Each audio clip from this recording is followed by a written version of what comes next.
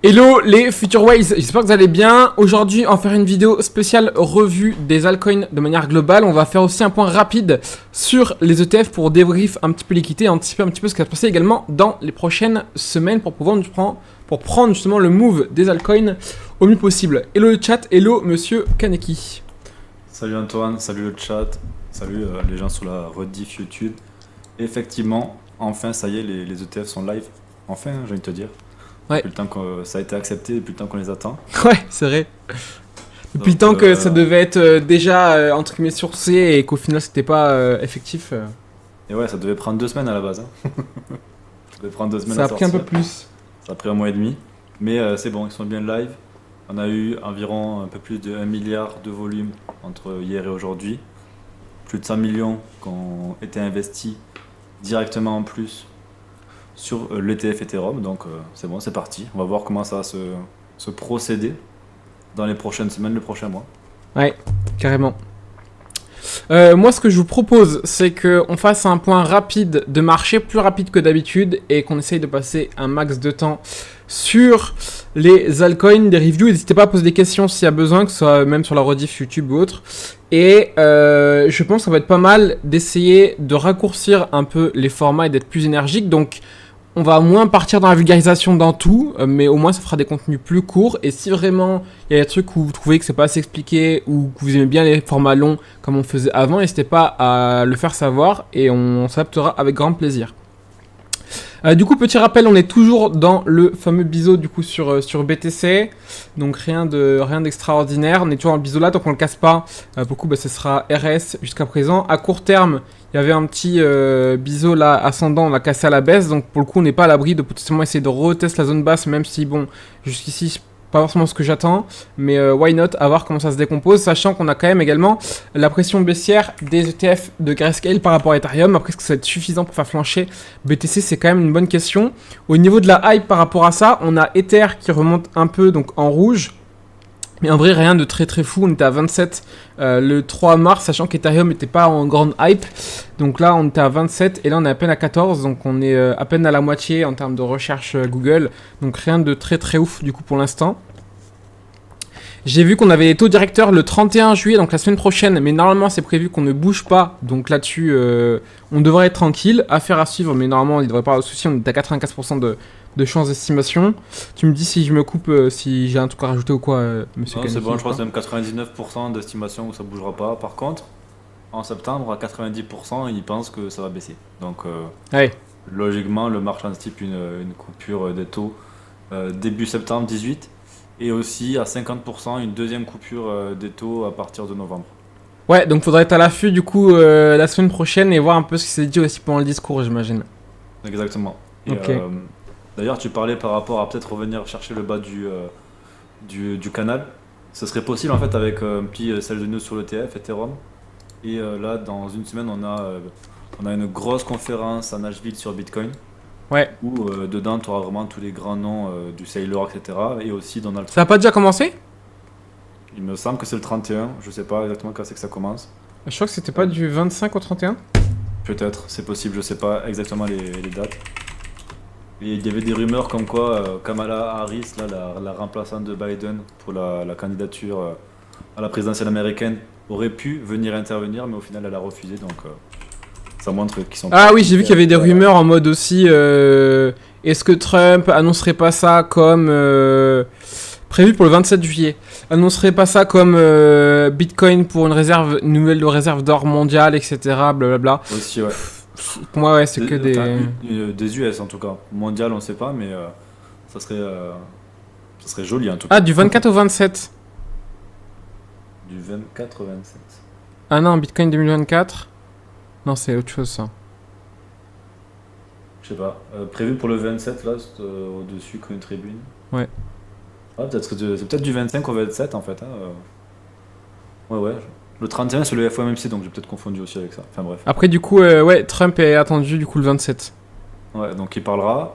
Comme tu dis, peut-être qu'il va annoncer que s'il se fait élire, il pourrait constituer une réserve stratégique Ouais. trésorerie avec des bitcoins à l'intérieur. Après, ouais, ça pour moi, c'est clairement c'est que du bruit pour le coup, affaire à voir. Mais ouais, on Voilà. pourrait avoir un petit sell the news potentiel accumulé par rapport à ça. Sachant que, point aussi important, il y a une distribution aussi des BTC de MTGOX qui sont pas finis. Hein. Ils ont délivré qu'une petite partie, mais en gros, pour moi, le plus gros du sentiment, et il y a de fortes chances de se passer parce que du coup, ça pourrait être anticipé, de pas être négligé, etc. Maintenant, il y a les BTC détenus par Bitstamp qui sont censés être délivrés demain. J'avais entendu dire aussi que ça devait être délivré progressivement dans les prochaines semaines aussi, pas que demain, là pour le coup, pas que en un seul jour, sur la délivrabilité aussi des restes des autres bitcoins. Donc affaire à suivre, ça pourrait effectivement être des éléments pour, entre guillemets, rebaisser un peu dans ce vase du drapeau là. Pourquoi? Donc affaire à suivre, why not? Sachant qu'on du Ce qui coup... paraît par rapport à MTGOX, t'as aussi Kraken qui ont commencé justement à libérer, je sais pas si tu l'as vu ou si t'en as parlé. Ouais,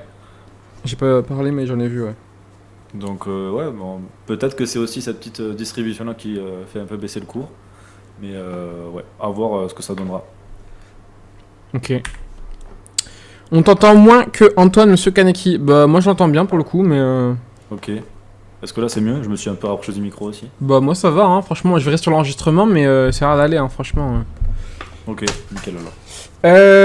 Ok, donc ça c'est good. Pareil, dernier truc aussi d'un point de vue global macro. Après j'ai quelques trucs à vous montrer, mais SP500, on a quand même une grosse correction là pour le coup à court terme. Je suis en daily, donc c'est quand même pas négligeable. Et BTC tient quand même vachement bien, hein, pour le coup. Hein. BTC tient quand même vachement bien pour le coup. Et tu me partageais un truc de comparaison? Non, c'était juste. C'était sur les liquidités. Ok. Donc ouais, donc BTC par rapport au SP500, donc on a quand même un gros coup de résistance, donc là c'est quand même bon signe sur BTC, mine de rien. Et dernièrement on avait quand même eu des gros afflux, là c'est normal, tout simplement qu'on a un petit peu relâchement, des fils de relâchement, mais globalement on reste quand même sur des gros afflux d'entrée plutôt qu'autre chose. Ouais. Donc là-dessus, je me fais zéro souci pour Bitcoin pour le coup. Ouais, c'est clair, si tu regardes bien au final les 78 millions qui sont sortis, s'il faut ils sont allés dans Ethereum directement et on a Ouais. plus de 100 millions. Donc, Ouais. Donc ouais, toujours dans cette figure là de biseau, donc qui est une figure pas de drapeau pardon, qui est une figure haussière. Là on a un petit figure baissière en plus du coup de la MBTC d'MTGOX, en plus de relâchement d'Ethereum par rapport à l'ETF. Donc enfin, pour moi, c'est pas aberrant qu'on corrige et qu'on s'installe un petit peu dans la phase basse du drapeau, du coup, mais RS. C'est justement le mouvement qu'on a vu. Donc ça, c'était la sortie ici de l'ETF Bitcoin. Ça avait pump. On a une mèche qui est ici, qui avait pump du coup juste derrière. On a eu 12 jours de relâchement, sachant qu'on était très loin. On venait vraiment de très loin. Là, on était aux 44 000, 48 000. On venait en direct ligne droite, limite des 15 000 $. Donc ça a mis du temps. Mais on est quand même un gros pricing, alors que là, il est quand même beaucoup moins fort. Donc c'est pour ça qu'il me fait zéro souci pour BTC Ether, ça peut relâcher un petit peu, mais pour moi Ethereum n'est pas pressé, là littéralement pas pour le coup, donc là tu me fais zéro souci par rapport à BTC Ethereum. Les altcoins peuvent toujours en pâtir le temps de vraiment prendre de la liquidité, mais du coup pour le reste, pour moi on est good.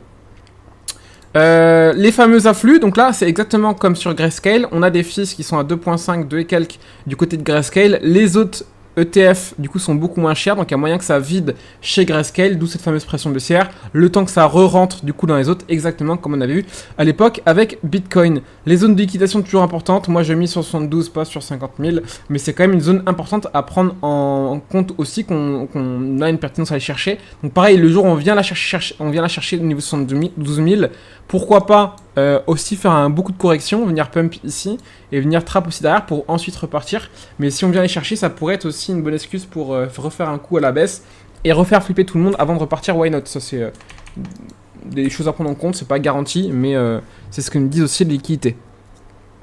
Donc voilà par rapport à tout ça, j'ai vu en vrai en termes de proportion de tout ce que j'ai vu et tout ce qui se dit un peu sur le TF Ethereum là, qu'en vrai c'est plus ou moins proportionnel, c'est pas extrêmement violent au niveau des apports de liquidité, mais au vu justement du fonctionnement avec les ETF, du coup avec les fees, ça me paraît naturel que le marché cherche aussi à anticiper et du coup soit assez prévoyant et y aille tranquille aussi sur l'investissement direct sur Ether, parce que c'est pour rentrer que le marché dump derrière, comme ça a été avec Bitcoin à l'époque, c'est pas forcément fan, donc justement ça peut être une raison où quand ça commence vraiment à repartir et qu'on a justement cet inversement ici, que là ça FOMO plus parce que les gens ont trop attendu, alors qu'au final ils ont pas osé rentrer plus tôt parce que entre guillemets risque de dump quoi. Ouais, complètement, complètement. C'est clair que bon, c'est pas le premier jour où on va avoir des grosses différences sur le prix, mais c'est au fur et à mesure du temps. C'est un ETF, ça va durer pendant très longtemps. Donc, il faut voir dans 3 mois, dans 6 mois où est-ce qu'on en est, mais logiquement, il y aura plus d'argent qu'aujourd'hui, hein. Ouais.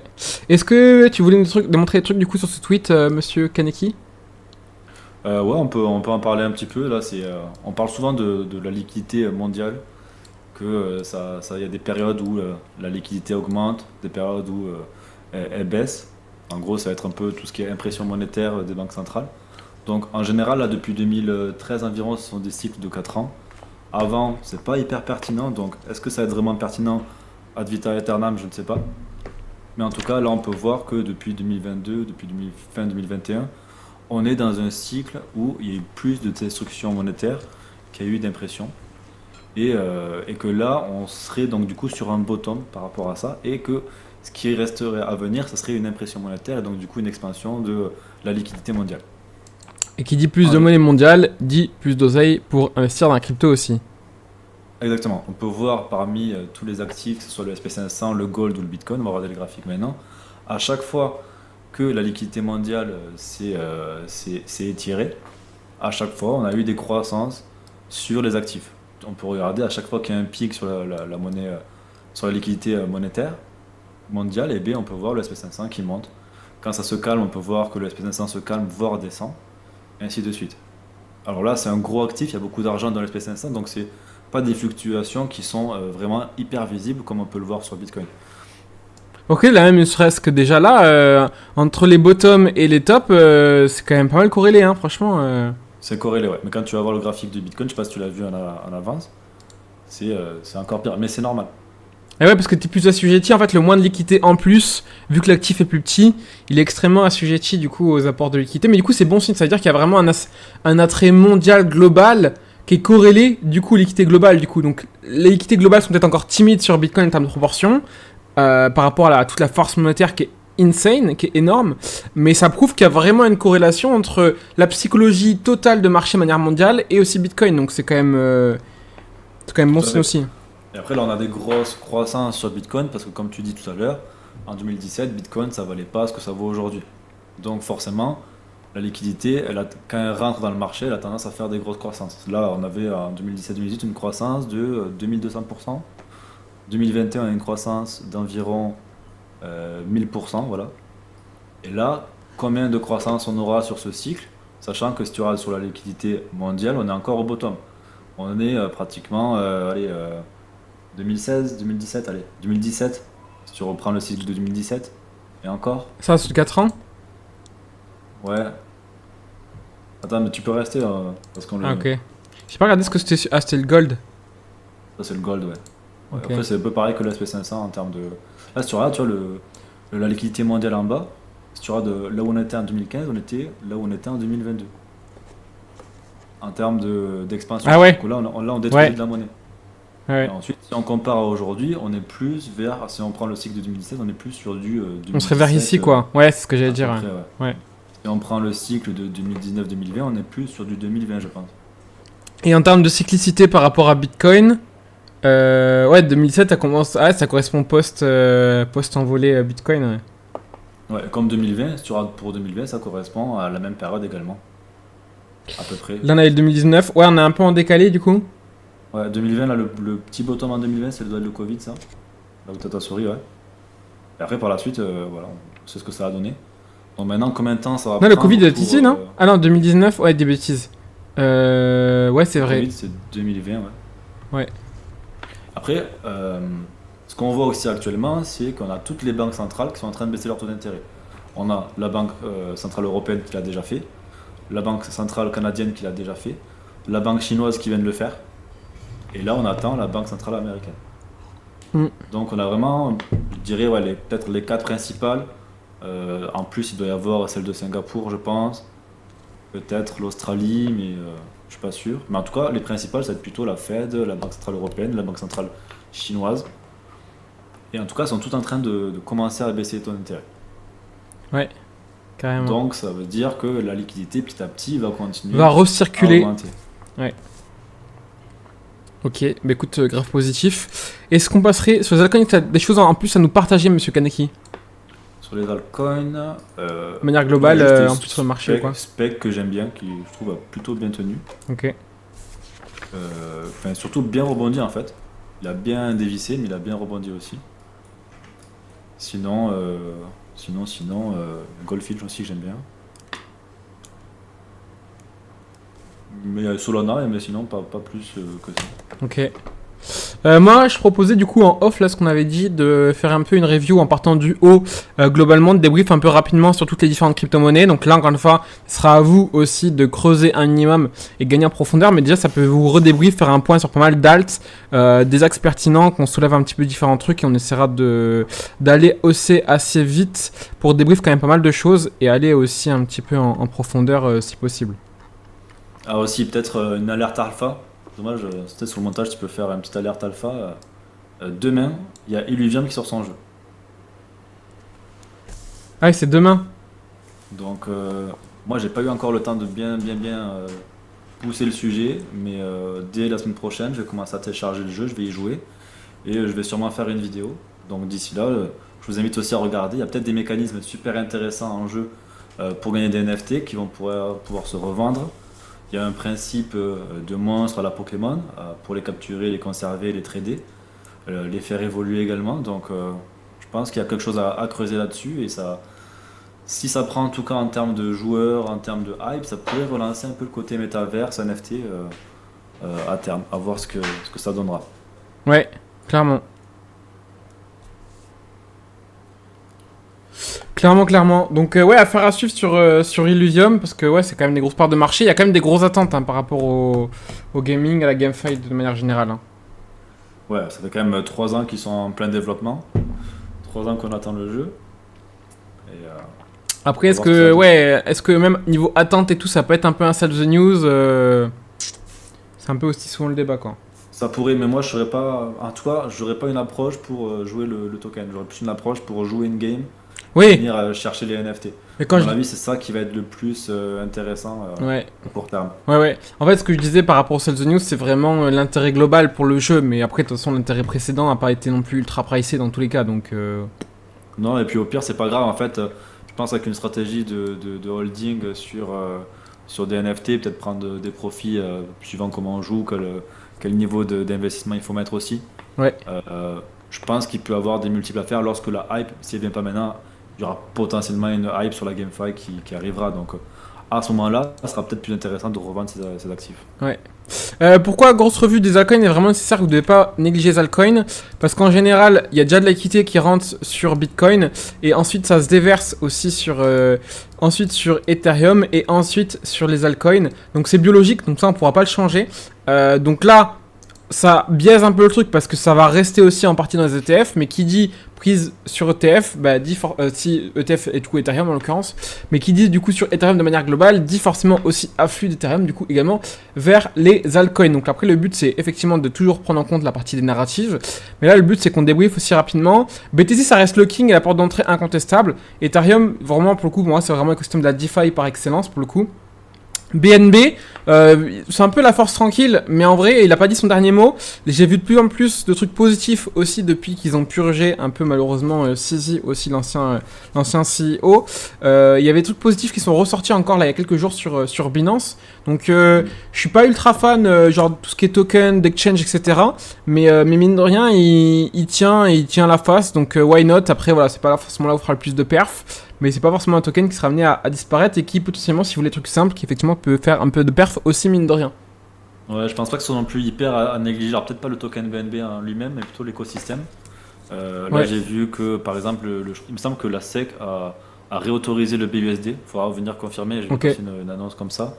La SEC, ils sont un peu mieux avec Binance. Et je vois un peu dans la Binance Smart Chain, je crois que ça s'appelle toujours comme ça, le côté un peu base qu'il y a avec Coinbase. Dès que les gens vont venir pour rentrer dans la crypto, ils vont passer par Binance, par Coinbase, euh, peut-être par BitGet et encore, c'est pas sûr. Bybit, je sais plus lequel, j'utilise aucun des deux. Mais du coup, ça va être vraiment des pôles où on va venir récupérer des gens pour les onboard sur tout ce qui va être DeFi et potentiellement le BNB ou PancakeSwap ou des trucs comme ça pourraient reprendre un peu de ferveur. Ok, bah écoute, affaire à suivre. Ouais, mais c'est vrai qu'il y a un gros potentiel quand même qui a été beaucoup endormi aussi ces derniers mois, voire ces dernières années carrément. Mais parce qu'aussi ils ont perdu en fait leur lead qui était en fait, aujourd'hui il faut vraiment penser offre et demande. Et la problématique principale de l'écosystème c'était, les gars, il y a que Ethereum en finance décentralisée, donc hors des plateformes d'échange. Et du coup c'était un peu la finance pour les riches. Sauf que justement, BNB est venu démocratiser tout ça. Et aujourd'hui, notamment du coup par la pertinence effectivement de Solana, qui en fait justement sa puissance, c'est qu'aujourd'hui ce relais de cette problématique de il y a la finance pour les riches et on veut rendre ça accessible, bah c'est Solana aujourd'hui qui a pris cette place là et qui a pris cette place un petit peu d'Ethereum pour les pauvres qui avant était BNB et maintenant c'est devenu Solana, d'où le fait que Solana à mon sens encore beaucoup de croissance à aller chercher aussi sur ce cycle parce que justement il a pris vraiment cette place de un peu Ethereum suppléant, un peu Ethereum pour les pauvres. Ouais, et comme tu dis, c'est peut-être une force endormie, car il n'y a pas encore de nouvelles personnes, il n'y a pas encore de retail. Et quand ces gens-là vont arriver, est-ce qu'ils vont aller directement sur Solana ou est-ce qu'ils vont plutôt commencer par passer par BNB, par Base, avant de venir migrer peut-être sur Solana? Bah ça va dépendre où est la hype par rapport au narratif principal. Donc là c'est beaucoup Memcoin et on va pouvoir aussi venir avec certains tokens qui sont ici. Mais ouais, en fait pour moi là c'est vraiment la porte d'entrée pour le coup pour la DeFi des pauvres. Après effectivement est-ce que ça va vraiment être la première focus ici? Pas forcément pour le coup. Par rapport à Solana, mais ça reste vraiment quand même pour moi le plus gros écosystème qui répond vraiment mieux à cette demande aujourd'hui de manière globale. Hein. Oui, ça je suis d'accord. Par contre, je pense pas que les nouveaux qui vont arriver, ils seront à jour au niveau des narratives, ils vont suivre énormément de narratives. Peut-être qu'ils vont aussi acheter en se perdant parce que ils voient que ça monte et je sais pas. Mais ça c'est sûr. Hein. C'est ça que les gens ils vont s'arrêter aux narratives, aux trucs hype du coin et aux trucs les plus clichés et ce qui fait le plus de bruit. Hein. Ouais, c'est clair.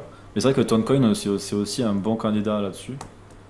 Si tu veux qu'on passe sur cet écosystème. Ouais, bah XRP, pour le coup, il y a beaucoup de débats, mais c'est un peu à l'ancienne, etc. Ils ont beaucoup à redorer, c'est plus de discours pour l'instant qu'autre chose. À voir ce que ça peut donner. Lido, quand même, mine de rien, est-ce qu'ils auraient pas une carte à jouer par rapport à la reprise de force d'Ethereum à faire à suivre? Ça quand même reste quand même une grosse partie, ils font des énormes revenus. Hein. J'ai regardé la dernière fois, franchement. Ouais, mais là, c'est les Ethereum qui sont stakés, donc c'est pas vraiment Lido. Oui, c'est vrai, autant pour moi, effectivement. Bah, du coup, il sera plus bas, ouais, Lido, effectivement. Ouais, il est 40ème, un truc comme ça, je crois, 50ème, je crois, un truc comme ça, à peu près. Je sais pas exactement, mais oui, c'est clair que tout ce qui est liquide staking aura aussi sa place à jouer, je pense. Ouais, clairement. Memcoin, bah Dodge, c'est un peu la ref. Moi, je vois beaucoup de personnes dans l'écosystème qui prennent Dodge pour la ref parce que c'est lui aussi qui a initié un peu cette first move advantage, donc être le premier sur le marché aussi à faire ce gros move là. Donc ça resterait une base. Après, c'est le débat par rapport au Memcoin. Est-ce que c'est pertinent d'investir sur le Memcoin si vraiment on veut de la perf? Pour moi, c'est plus des outils de trading qu'autre chose parce qu'ils vont perf sur certaines vagues et très peu pendant des longues périodes. Donc si vous pensez que là, au vu de la taille de marché, parce qu'on parle quand même de quasiment 20 milliards, il y a encore beaucoup de marge à aller chercher qu'un Solana peut doubler un Dogecoin peut doubler un Solana. Vous pouvez faire un x4, donc ça vaut le coup d'aller poser de l'argent pour chercher potentiellement un x4. C'est à vous de voir, pour le coup, ça fait quand même un truc assez safe. Personnellement, je partirais pas forcément sur le long terme, sur des mêmes coins aussi gros, mais ça peut être un pari à prendre, why not Ouais, moi, le seul truc que je vois de pertinent avec Dogecoin, c'est que pour moi, c'est le Bitcoin des mêmes coins. Donc ouais, c'est vraiment si tu veux t'exposer au même coin mais que tu veux pas prendre trop de risques, ben en fait Dogecoin c'est peut-être la meilleure alternative. Ouais. Ton, ouais, du coup on en parlait rapidement, gros écosystème du coup en croissance. Plus de 900 millions d'utilisateurs déjà qui utilisent Telegram. Donc il y a beaucoup de gens à venir convertir directement dans l'application, ils ont le wallet qui est intégré. Je sais pas si tu l'as déjà utilisé ou pas. Ouais, j'ai jamais testé, je t'avoue, ouais. Moi j'ai utilisé déjà pour tester 2-3 petits trucs. C'est plutôt intuitif, c'est assez simple, il n'y a pas besoin de noter sa clé il me semble, je ne me souviens pas avoir noté ma clé privée. Donc c'est pas très contraignant. Après j'ai pas testé les jeux, bon pour l'instant les jeux c'est cliquer sur son écran comme un gogol pendant 2 heures. Donc c'est pas ce qui va m'attirer le plus. Mais en tout cas ils sont vraiment en train de mettre en place une économie et surtout avec les publicités pour les business par exemple qui veulent faire de la publicité. C'est en train de se développer, on peut payer en Toncoin directement, donc ça peut être aussi avantageux pour les gens qui bossent dans la crypto. Ouais. Donc 17 milliards de market cap, est-ce que c'est pas faible pour l'instant? Bah, en fait, pour moi, le marché, il marche beaucoup aussi à la psycho. Donc là, vu que le marché est quand même récent, son écosystème est quand même récent, au vu qu'il y a quand même un gros écosystème avec Telegram, une grosse force de frappe, c'est un peu comme si Facebook ou Instagram, bah du coup c'est carrément Facebook aussi, mais si des gros apps, effectivement à l'échelle d'Insta ou autre, faisaient un peu directement leur propre crypto, pour moi c'est vraiment des mastodontes qui peuvent vraiment prendre des grosses parts de marché. Après, Telegram n'est pas non plus ce qui est du coup méta, mais on reste quand même sur des groupes qui sont énormes. Donc ouais, pour moi il y a vraiment la capacité de créer plus de hype et de pousser quand même assez fort plus haut pour le coup quoi. Ouais, je sais pas combien d'utilisateurs sur Insta ou Facebook, mais à mon avis ça doit être 2 fois moins gros qu'un Meta, je pense, Telegram, peut-être 3 fois moins gros si on cumule le tout. Mais on va proche de 1 milliard d'utilisateurs potentiels, il y a Ouais. quand même pas mal de choses à voir, donc à dur. Ouais. Ouais.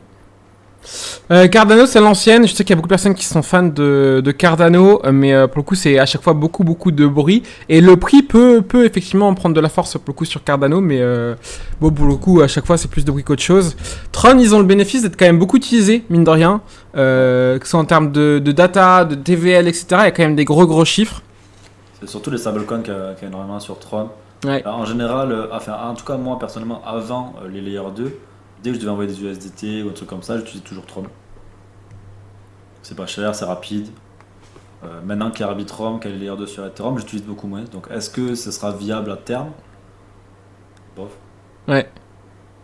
Affaire à suivre, mais il y a quand même beaucoup de challengers sur le sujet, notamment certains qui ont perdu clairement un peu de hype. Je pense aussi à Avalanche et aussi à Polkadot par exemple, qui étaient vraiment des concurrents, notamment avec Atom qui va être aussi plus bas. C'est pas exactement la même tech, mais c'est un peu la même niche. Tout ce qui est interopérabilité, donc ils ont des solutions chacun qui sont un peu différents, donc creuser si vous voulez un peu plus de la partie techos, mais pour l'instant c'est un peu en soum, donc ils sont pas à l'abri de revenir et de recréer de la hype. Affaire à suivre, mais pour l'instant c'est très dormant, et on a vu beaucoup de personnes buy the dip, parce que c'est des bons projets, mais que ce soit des bons projets d'un point de vue technique, d'un point de vue fondamental, ça ne suffit pas, pour le coup surtout quand ils sont encore en développement, qu'il n'y a pas une réelle adoption, qu'il n'y a vraiment pas voilà, des combles on va dire en termes de réelles problématiques de marché, comme a pu répondre du coup Solana par exemple.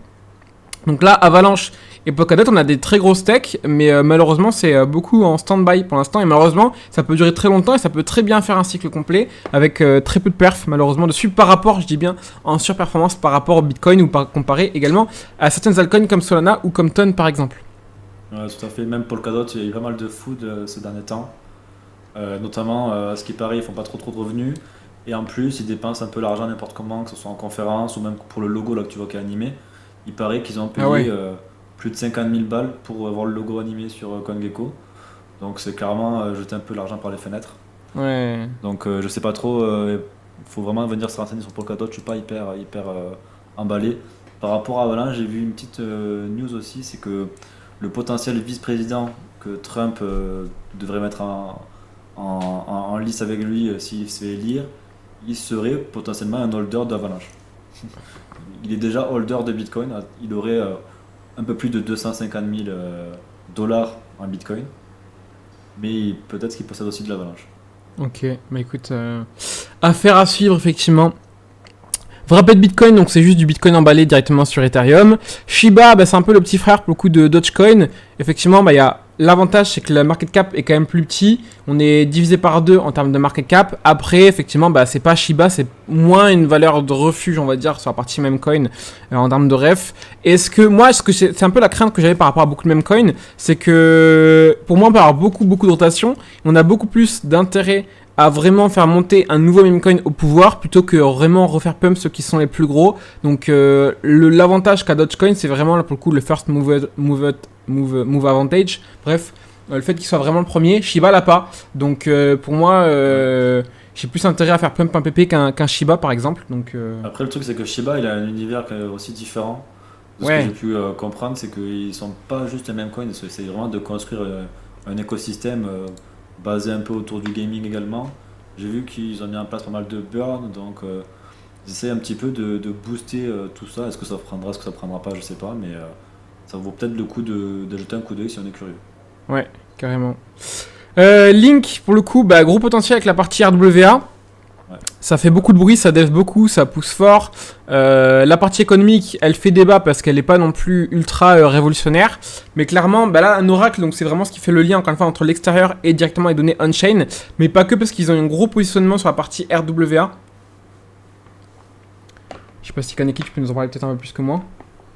J'ai pas vraiment dur dans les spécificités, mais je sais qu'ils sont pas mal connectés avec tout ce qui est finance traditionnelle. Donc ils essaient un peu de faire la passerelle entre le monde traditionnel et aussi la blockchain.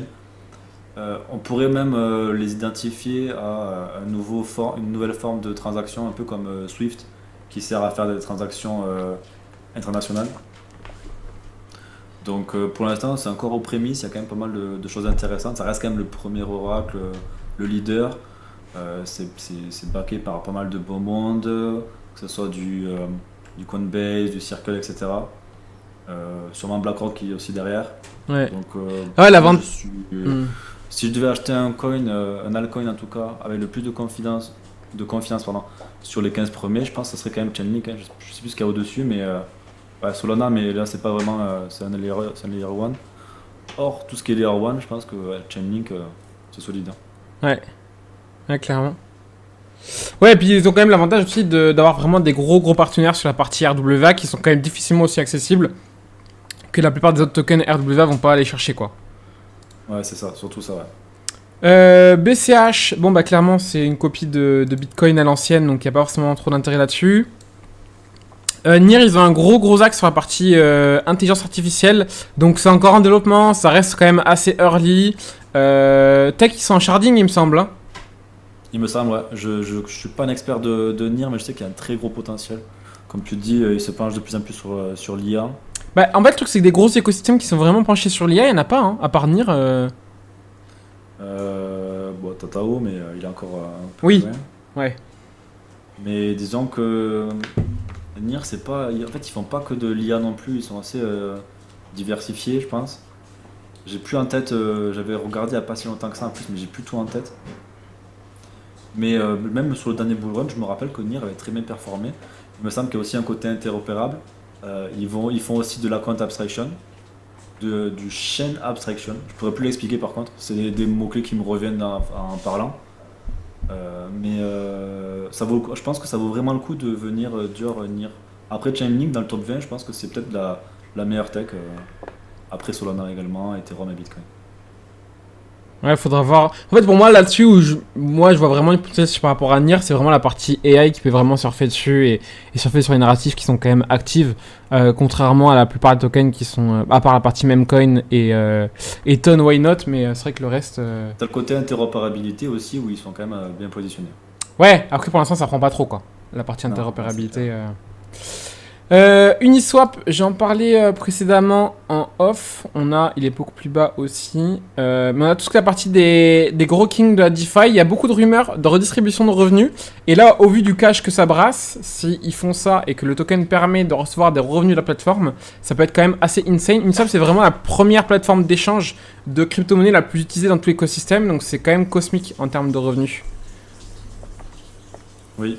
Après, dans mes souvenirs, un point noir qui me vient souvent, c'est le côté de personnes qui hold.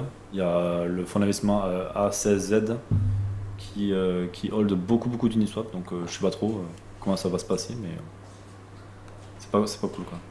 Ah ouais, la proportion en termes de gouvernance par rapport au risque. Ouais, ils possèdent vraiment énormément de tokens. Il faudrait aller vérifier, mais ça en possède vraiment énormément dans mes souvenirs. Ouais, c'est un vrai risque pour le coup.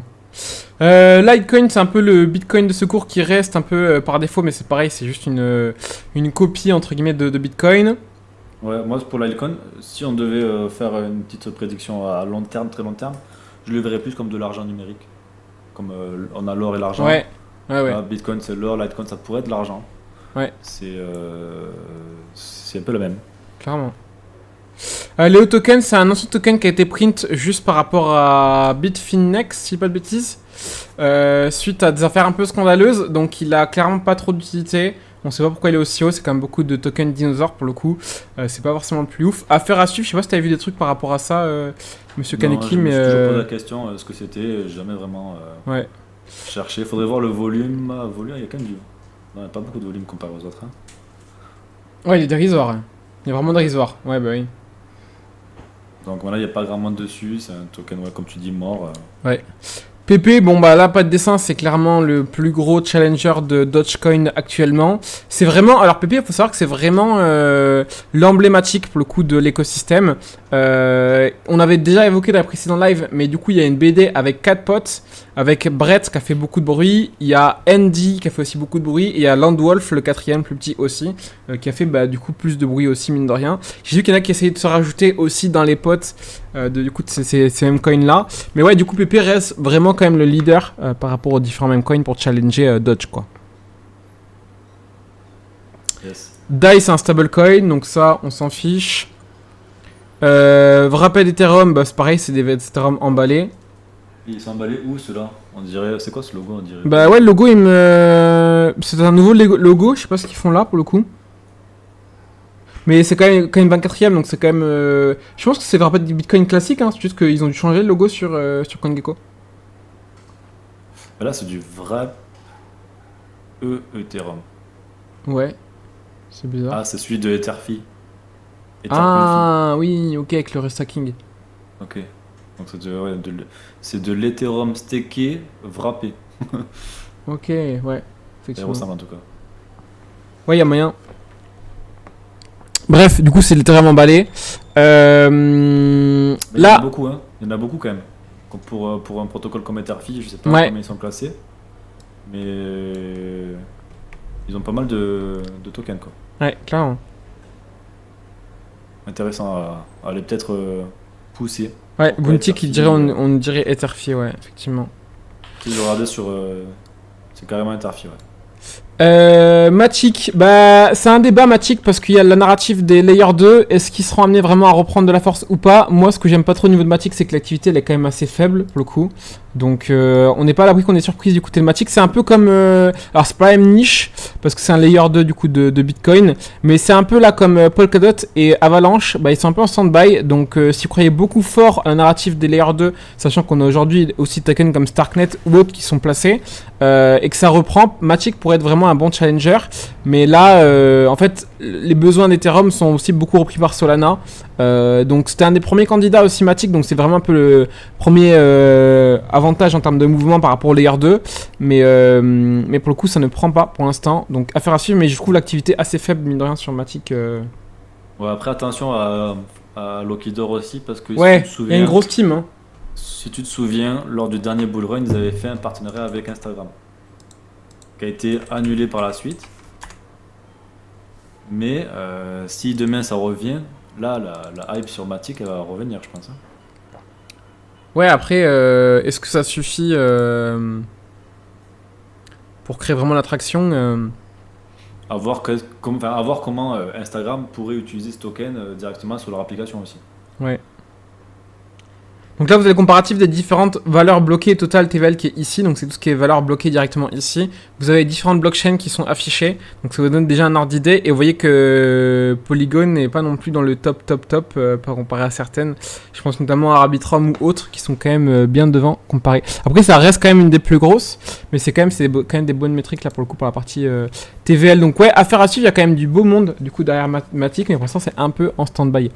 ICP c'était beaucoup de bruit, beaucoup de promesses, ils ont levé des valos énormes, donc pour l'instant c'est vraiment RS en termes de dévrabilité, il n'y a pas grand chose pour le coup, donc vraiment pas ouf du côté de ICP pour l'instant. Caspa, là c'est un peu le nouveau Bitcoin entre guillemets, avec une tech aussi un peu plus poussée, mais qui est vraiment placée sur la partie paiement, et bah, c'est vraiment un des challengers pour le coup de ce cycle là, parce qu'il y a quand même une grosse tech, une grosse innovation, et qui rigole pas du tout quoi. Ouais, alors je me souviens plus de quand j'ai Dior et tout. Je sais plus si je confonds pas avec Alephium, qui était un peu un mix entre Ethereum et BTC. Est-ce que c'est Caspa, est-ce que c'est Alephium, je sais plus. Caspa est vraiment similaire à Bitcoin pour le coup, mais il y a quand même pas mal d'avantages. Je sais plus le détail non plus, mais est-ce qu'il y a vraiment un mix des... Caspa est vraiment positionné sur la niche des processeurs de paiement hein, pour le coup. Hein. Ok. Enfin, paiement, vraiment transaction. Autant, bon, pas forcément que paiement, mais vraiment sur la partie transac. En tout cas, c'est vraiment leur positionnement pour le coup, mais beaucoup moins en termes d'écosystème. À voir si c'est vraiment prévu, si ça va vraiment se faire. Mais pour l'instant, tu vois, je peux regarder sur Caspa. Ok, ouais, non, je confondais avec Alephium, je viens de vérifier, je confondais avec Alephium. Ouais. Ouais, Alephium, pour le coup, ils ont vraiment ambition d'être un écosystème, pour le coup. Ouais, un mix entre Bitcoin et Ethereum carrément. Ouais. Mais ouais, Caspa, plutôt intéressant à voir comment ça continue à se développer. En tout cas, il me semble que le minage autour de ce token est plutôt intéressant même. Ouais. Ethereum, pour le coup, c'est un ancien de l'ancien, c'est un vieux de la vieille, donc il n'y a pas forcément intérêt. Ethena. Classique, c'est le premier Ethereum en vrai. Ouais, c'est vrai. Mais bon, là, en fait, ça a été plutôt, il y a une distorsion, encore une fois, ce qu'on appelle un fork. En gros, ils étaient pas contents, ils sont battus pour faire leur propre token. Et du coup, c'est l'Ethereum, ici, qui a vraiment pris la force. Et puis là, c'était un peu des mecs qui étaient un peu... Et en fait, si tu repars à l'histoire, c'était à cause du hack de la DAO d'Ethereum. Il y avait 150 millions de dollars en Ethereum au prix qui était de 2015. Et après ce hack, il y a eu un rollback. Donc, ils sont revenus en arrière sur la chain. Et ce qui a causé justement cette scission des deux blockchains. Et après, bon, forcément, il y avait le hacker qui avait 150 millions de dollars d'Ethereum classique. Et donc, ils sont partis sur l'Ethereum normal et la communauté a suivi. Avant de repartir sur le merge, mais bon, c'est une autre histoire. Ouais, carrément. Donc ouais, un peu vieux de la vieille, pour le coup pas forcément trop d'intérêt maintenant. Ethena, là c'est l'USD, donc c'est l'USD du protocole Ethena, donc c'est un stablecoin, il n'y a pas d'intérêt à aller spéculer dessus. Aptos, ça a été un des premiers nouvelles blockchains, nouvel écosystème à refaire des grosses propositions et de la grosse communication sur ce début de cycle. Même il était même avant le bottom, je crois. C'était vers le bottom quasiment, je sais plus exactement les dates, mais c'était vers ces dates-là. Ça fait plus trop de bruit pour l'instant Aptos, hein. Non. C'était une VC chain, on disait. Est-ce que ça repartira pas. Pour l'instant, je pense que ça va pas repartir. Ouais. Fête, là pour le coup c'est la fusion, donc ça c'est fait du coup. Ah non, du coup Fête, mais du coup il est déjà ici. Mais il y a déjà le nom, il n'y a pas le ticker. Donc le ticker c'est les lettres que vous avez ici. Mais donc A-S-A, ouais non, j'ai rien dit. Mais ici pour ouais. Artificial, Super Intelligence. Ouais, mais du coup pour l'instant c'est ça, en fait ils ont gardé Fête et ils vont changer le ticker. En fait je pense qu'il y a déjà le nom et que c'est juste le ticker après qui va changer. Mais pour ça va venir plus tard, ça il me semble. Ouais. Mais pour le coup, c'est vraiment la réunion des trois protocoles anciennement, du coup, avec FUT, Ocean et Agix. Donc, il y a quand même un gros écosystème aussi autour. Donc là-dessus, il se peut que ça va avoir vraiment le token, on va dire, leader en termes de traction sur la partie AI, en tout cas la plus grosse représentation. Parce qu'effectivement, au-delà de Sinir prend aussi vraiment cette position-là et que ça se démarque vraiment. Mais pour le coup, ASI, là, c'était vraiment, il y a le plus gros de spéculation sur la partie FET, notamment, entre autres. Du coup, les autres tokens aussi. Donc il y a moyen que c'est un peu l'indice de référence sur la partie AI pour le coup. Stellar, c'est un peu un XRP un peu plus fonctionnel, mais rien d'extrêmement ouf là-dessus. Je sais que c'est encore pareil, beaucoup de discours, etc. et qu'il y a plus d'utilisation que XRP, mais c'est un peu le même mood pour le coup. Monero, alors la privacy elle fait quand même débat, donc là c'est vraiment un token 100% pour le coup anonyme. Monero, c'est ce qu'aurait dû être Bitcoin. Ouais, ça dépend des points de vue. Vraiment des maxis de Monero. Il y a beaucoup de gens qui sont vraiment déçus de Bitcoin, de ce qui est en train de se passer aujourd'hui, qui transitent sur Monero. Le risque avec Monero, c'est que les exchanges ne l'acceptent plus. Ouais. C'est une crypto-monnaie qui, lorsque tu la possèdes vraiment à 2000%. Tu ne pourras pas te faire censurer de quelque sorte, manière qu'il soit. En tout cas, si tu veux conserver vraiment ton argent, disons, sur un actif qui sera insaisissable à vie, je pense que Monero, c'est la meilleure chose. Ouais. Maintenant, en termes de spéculation, c'est encore autre chose. Ouais, le seul risque, c'est la régulation, si vraiment il s'est tapé dessus. Mais encore une fois, là, pour le coup, il a quand même fait pas mal de preuves de résilience. Donc, est-ce que ça pourrait pas entacher sur la spéculation? C'est un vrai débat. Il y a beaucoup de personnes qui ont un point de vue contraire au fait que, au contraire, justement, c'est quand même une chose qui se démarque vraiment du reste. Et qu'au contraire, s'il s'est vraiment tapé dessus, ce serait peut-être un contre-coup à court terme, mais que ça pourrait vraiment être aussi positif sur la suite parce que justement ça dérange et que du coup il remplit bien ses fonctions. Donc c'est un vrai débat pour le coup. Mais si la privacy, tout ce qui est vie privée, reprend beaucoup de force parce que justement on a un scandale ou autre, ça pourrait effectivement être un gage de beaux retours. Donc à surveiller aussi, à ne pas négliger du côté de Monero. Après, en général, les gens qui investissent sur Monero, c'est pas des gens qui veulent absolument faire de la spéculation. C'est des gens qui veulent surtout protéger, comme tu dis, leur privacy. Ouais. Et la spéculation, c'est quelque chose qui vient plus tard, enfin, qui vient même en second temps. Ils font autre chose, ils vont sûrement même sur des meme coins ou sur n'importe quoi. Mais Monero, c'est plus vraiment privacy, conserver son argent et le posséder réellement. Ouais. Mantle, c'est le token de gouvernance de l'écosystème de Bybit, mais en DeFi. Donc pour l'instant, il n'y a pas d'écosystème clairement en DeFi, donc ça n'a pas vraiment de sens pour le coup pour l'instant. C'est plus du marketing qu'autre chose. Pour ce qui est de Stacks, bah là, il y a quand même, c'est vraiment, on va dire, le plus gros layer 2 actuellement de Bitcoin. Donc les techs, ça dépend, il y a pas mal de layer 2 qui sont en proposition et qui sont en train de venir aussi sur le marché. Mais les techs sont quand même assez jeunes, il n'y a rien de très très parfait pour le coup. Mais ça reste, aujourd'hui, si vous voulez vraiment parier sur l'écosystème de Bitcoin et Bitcoin dans son ensemble, ça reste vraiment le layer 2, pour le coup, par excellence, sur Monsieur STX. Ouais, rien à dire de plus, c'est clairement le fait de pouvoir scaler BTC, ça se développe plutôt bien. Il y a eu des mises à jour qui sont passées en mai dernier, ça avance bien, donc à voir ce qu'il en sera. En tout cas, il n'est pas leader pour rien, je pense. Ouais. Dog with Hat, c'est un peu le Dogecoin de la blockchain Solana, dans le sens où PP, il est aussi sur Ethereum, c'est le meilleur challenger par rapport à Doge, même si après on peut pas négliger Shiba aussi, hein, il n'y a pas forcément qu'il faut le négliger. Mais WIF, c'est vraiment le plus gros pour le coup en termes de capi, et qui est du coup sur Solana. Donc si on est fan des mêmes coins et qu'on est fan aussi de Solana, ça peut être un bon mix pour le coup entre les deux. Ouais. En prenant en compte que l'écosystème est quand même pas mal arrivé par la partie Memcoin pour l'instant et que ça risque de durer.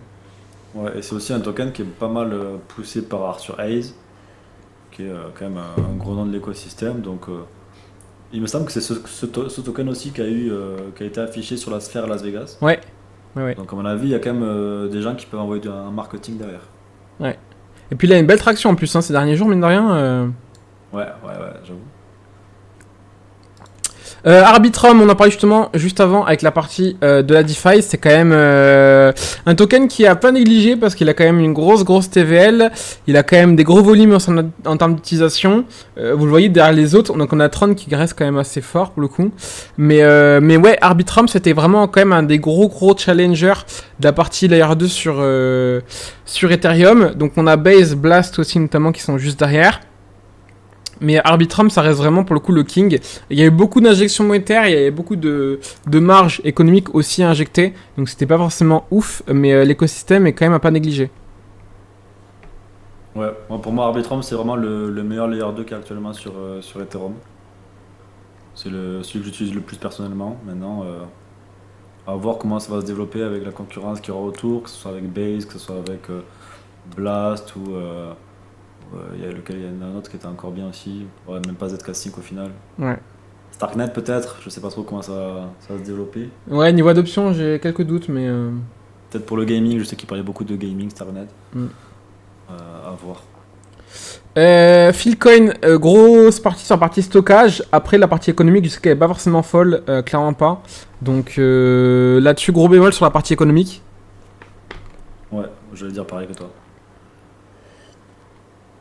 Maker, gros avantage sur la partie RWA, donc c'est pas directement autant positionné que certains sur, par exemple, moins que déjà que sur Link, mais il y a quand même une grosse partie de Maker qui est assujettie avec toute la partie tokenisation du monde réel pour le coup, et ça reste vraiment un peu une banque de la finance décentralisée, donc pour le coup là-dessus, il y a quand même des belles tractions de prix, on en a parlé sur les lives précédents, mais il y a quand même aussi beaucoup de revenus du coup sur Maker, donc qui est quand même assez conséquent là-dessus. Ouais, à voir comment ils vont faire pour se renouveler si on a les taux d'intérêt qui baissent, parce que forcément ils vont faire moins de bénéfices, voir si ça sera toujours rentable ou pas de tenir de la dette américaine. Maintenant, ouais, c'est clair que ils ont tendance à vouloir devenir une banque centrale décentralisée en fait. Ouais. C'est marrant de dire une banque centrale décentralisée, mais ouais, pourquoi pas. Ils sont pas là. Si, tout devant, après... Ah oui, il me semblait bien, ça me paraissait bizarre. Ouais, donc c'est vraiment une machine à cash abusée, quoi. Chronos, c'est CRO, c'est Crypto.com. C'est beaucoup un écosystème de carte bleue, mais du coup, forcément, ils ont perdu de leur avantage, parce qu'au final, c'était un peu un Ponzi dans la santé en termes d'avantage économique. Donc, ils ont perdu vraiment de leur force. À voir s'ils reviennent, ça parlait de DeFi, etc. Mais pour l'instant, il n'y a vraiment pas grand-chose. Au niveau de render, c'est vraiment le leader sur ce qui est GPU, donc puissance de calcul par rapport à la partie AI notamment. Donc, ce qui est très intéressant sur cette niche-là, c'est que c'est vraiment la fusion des deux mondes entre la partie infrastructure décentralisée, donc là tout ce qui est Depin, et la partie AI. Après, je trouve ça quand même hyper valo pour le coup par rapport au render, donc ça follow plus la psychologie qu'autre chose, mais c'est quand même hyper valo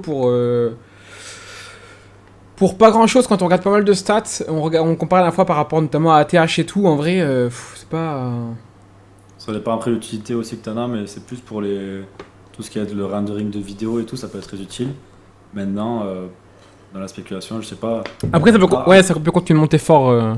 Actuellement, ça reste le leader de tout ce qui est Depin, Access Computing. Ouais, c'est vrai.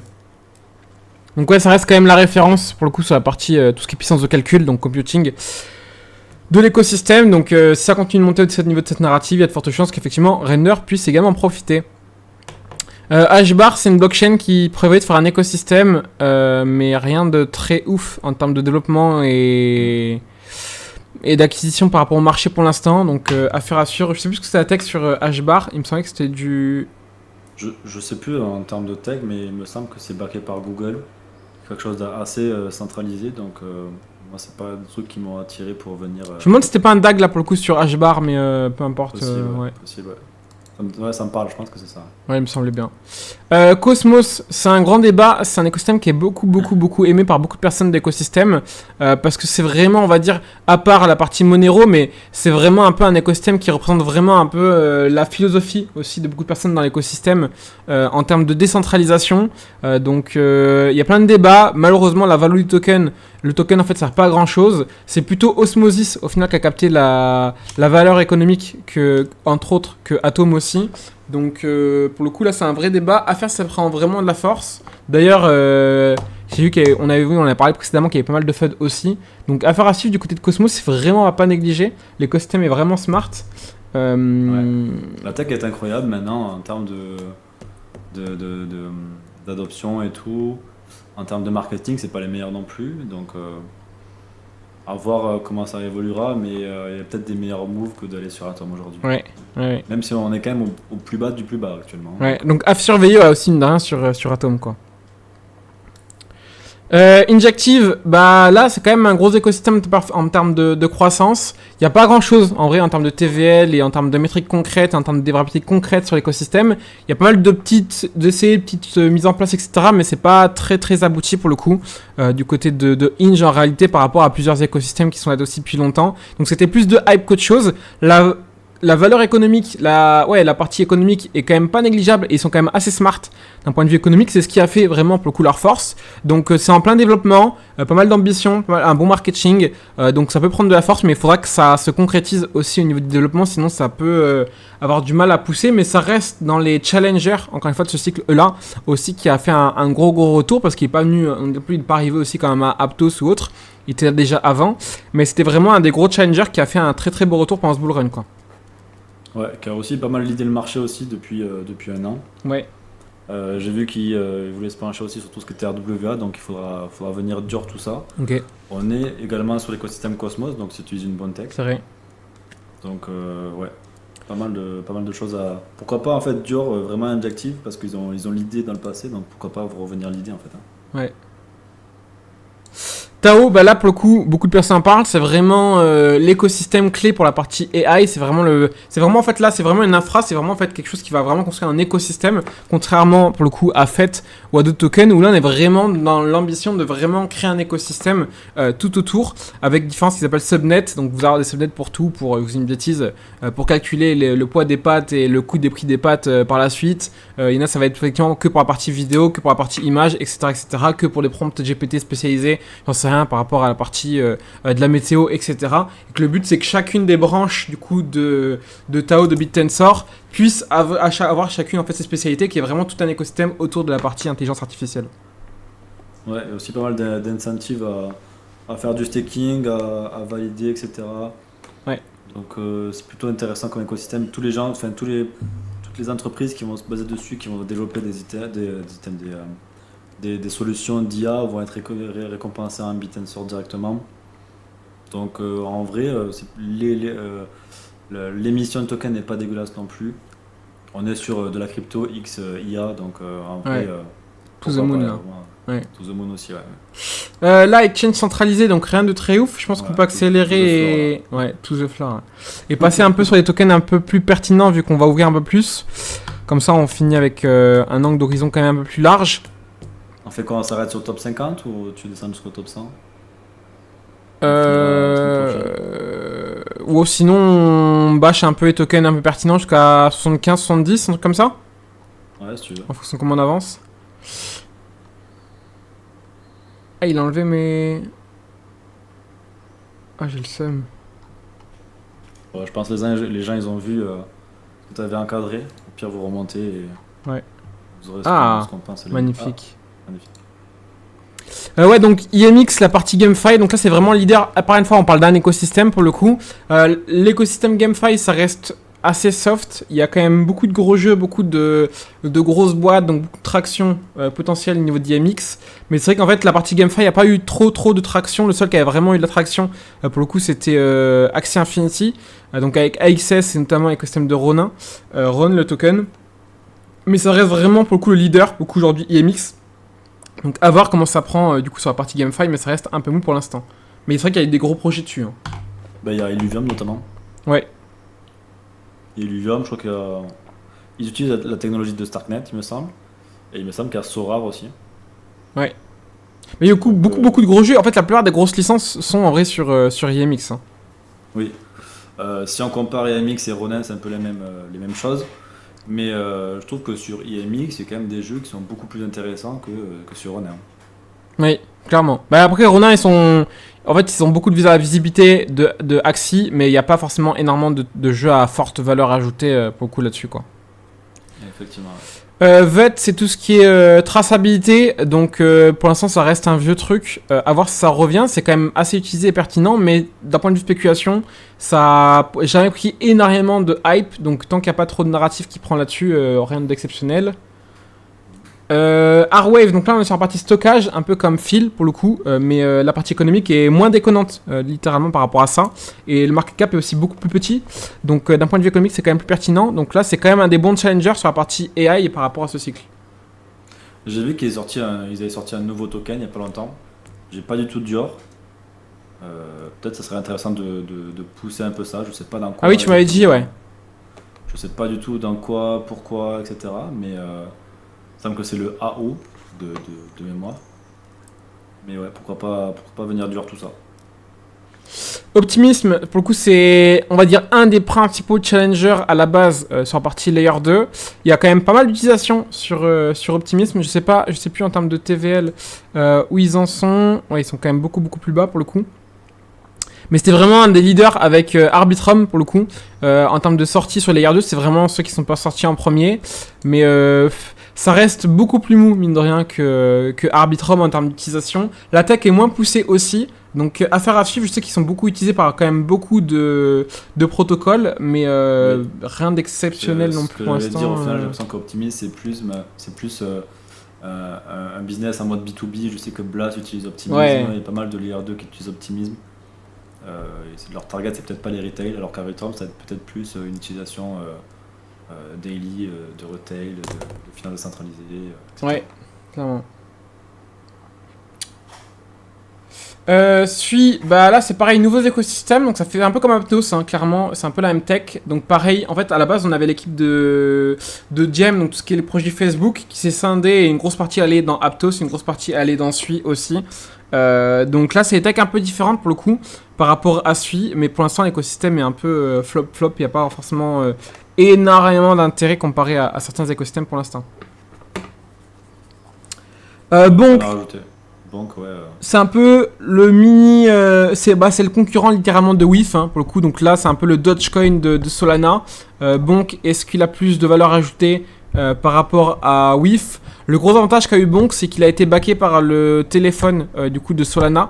Donc ceux qui avaient commandé le téléphone Saga, bah du coup ont plus, on va dire, été hype par Bonk aussi potentiellement.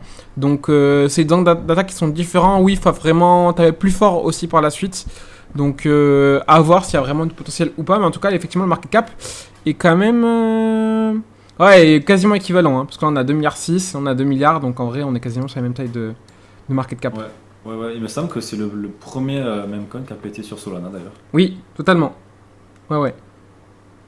Totalement. Et on va pouvoir effectivement s'arrêter au top 60 limite. Là, FUSD c'est un stablecoin, il n'y a pas vraiment d'intérêt. GRT était assez hype sur beaucoup de monde. Beaucoup de personnes l'ont vu comme le Google de la crypto-monnaie. Mais j'ai jamais été ultra fan. L'avantage c'est qu'il reste un peu dans le narratif AI.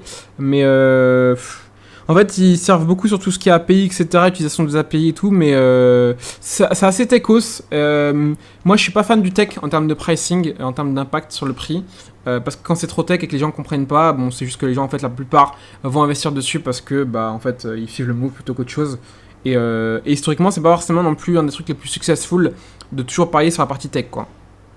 Ouais, et puis est-ce que ça vaut vraiment le coup de venir se diversifier un petit peu trop en prenant trop de tokens différents dans l'IA par exemple? Ouais, À market cap égal pratiquement, tu as du Tao. Alors ok, c'est pas exactement les mêmes choses qu'ils font, mais si tu veux t'exposer à tout ce qui va être IA, peut-être ce serait mieux de prendre du Tao que de prendre du GRT.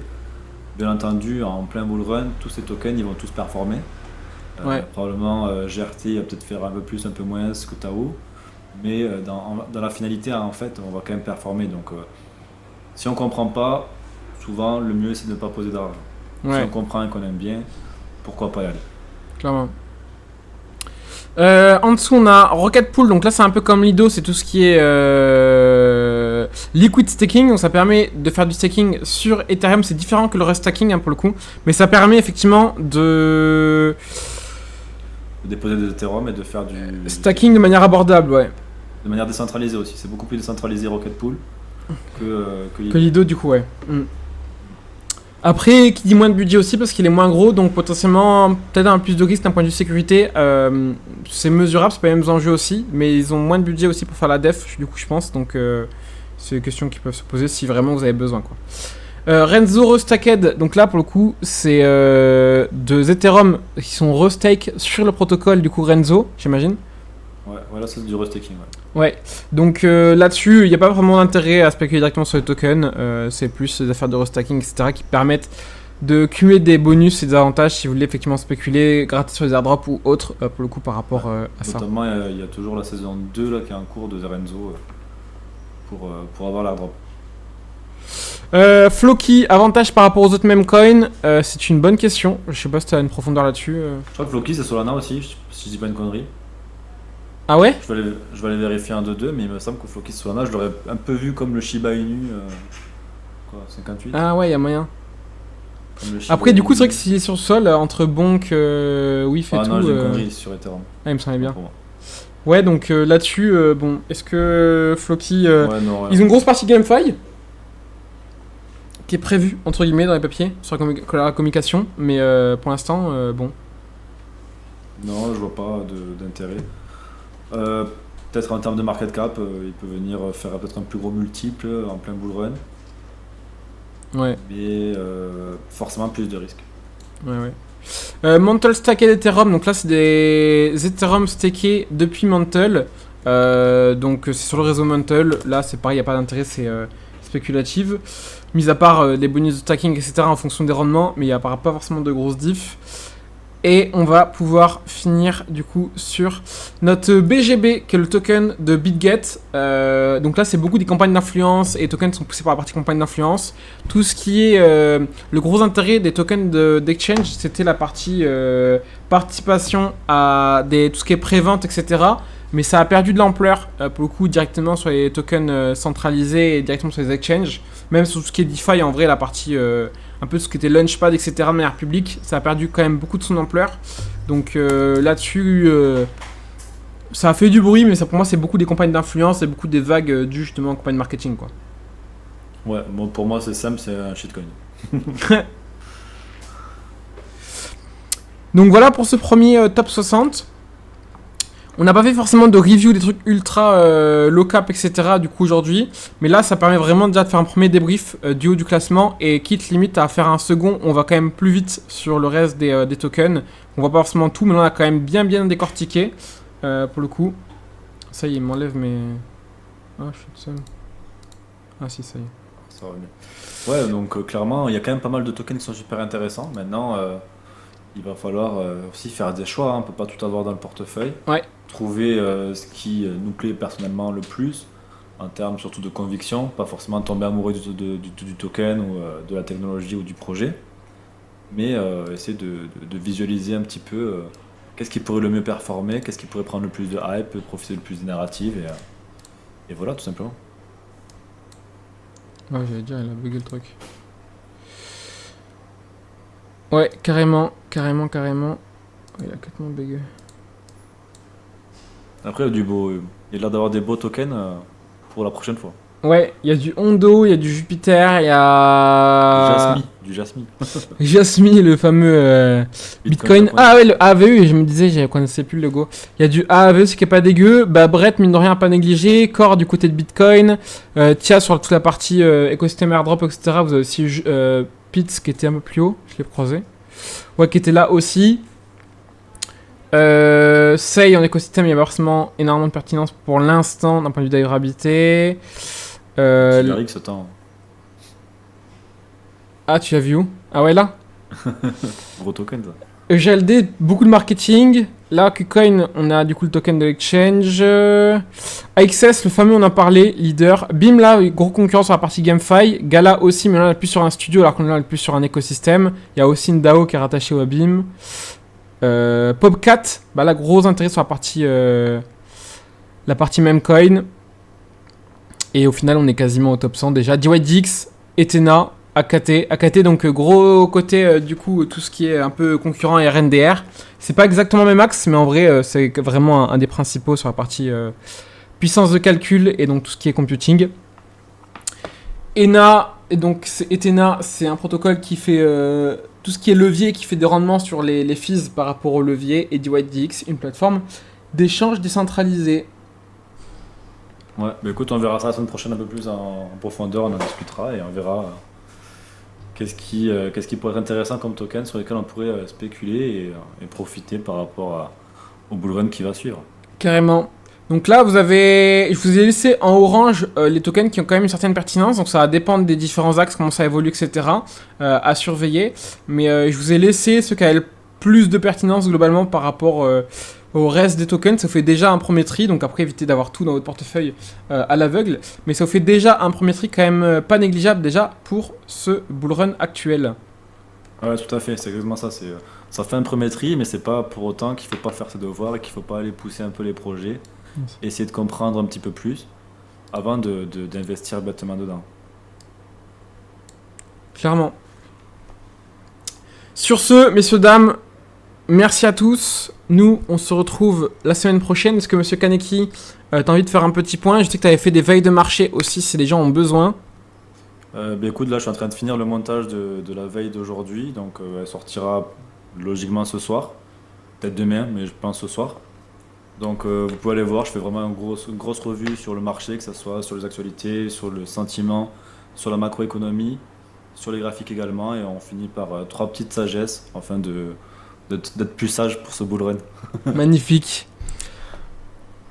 Donc n'hésitez pas à aller passer du temps du coup pour regarder effectivement les news de monsieur Kaneki et ses analyses. Nous, on se retrouve la semaine prochaine. N'hésitez pas à poser des questions, à rajouter des commentaires sur YouTube pour voir qui c'est qui voit la rediff, et on se retrouve du coup en DM s'il y en a qui ont besoin ou autre. Pour le coup, n'hésitez pas, vous avez tout ce qu'il faut en termes de ressources, de process, etc. Donc n'hésitez pas à demander ou à poser des questions si besoin. Merci à tous, merci monsieur Kaneki, merci le chat. Merci Antoine, merci à tout le monde. On se dit semaine prochaine, même jour, même heure. Carrément. Ciao, ciao, merci. Ciao, la bise.